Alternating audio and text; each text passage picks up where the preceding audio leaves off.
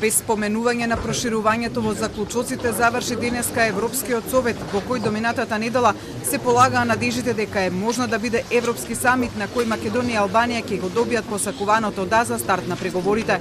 Досијата на двете земји беа затворени пред 3 дена на Советот за општи работи со повторувањето на бугарското не, пошто проширувањето дури ни протоколарно не влезе во заклучоците од состанокот на европските лидери, а кои се осогласија околу справувањето со пандемијата од COVID-19, економското закрепнување, миграцијата, Русија, Белорусија, Турција. Во земјава пак не стигнуваат реакциите по повторното изрично не од Софија, пошто и денеска во тој контекст се испраќаа пораки до европските политичари. Премиерот Зоран Заев на Facebook напиша дека преговорите на земјава со Европската унија не смеа да се престорат во преговори со Бугарија, со барање унијата да најде формула како да си го одржи зборот даден за проширувањето.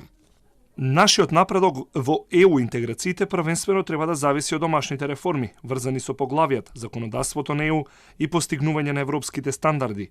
Европските лидери мора сериозно да земат предвид дека бескрените и повторувачки разочарувања неминовно им ја отвараат вратата и ги охрабруваат евроскептиците. Заево постот изнесува став дека во преговорите или во рамката за преговорите не треба да се внесуваат билатерални прашања, додавајќи дека тоа би бил опасен преседан. За министерката за одбрана Радмила Шекеринска, пак билатералните спорови след во насочна улица во барање на решение, а очекува да стануваат и се погласни критичарите на блокадата во Софија. Прашањето во билатералните спорови не е само што можете вие да направите. Прашањето е што ќе направи и втората страна.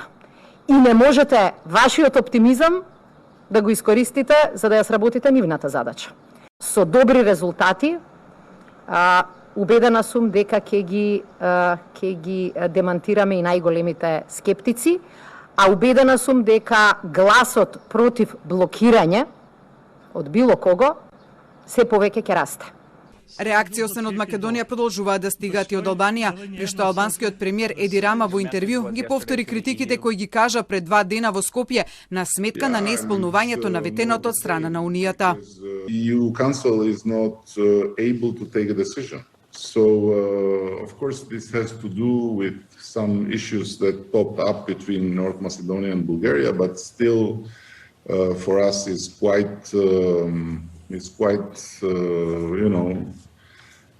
frustrating, and at the same time, it's quite revealing, frankly, because the bad thing of it is that we are getting used to it, that the EU is failing over and over and over to deliver on its promises. Следната можност стартот на преговорите со Македонија и со Албанија да се најде на маса пред европските лидери е оваа есен.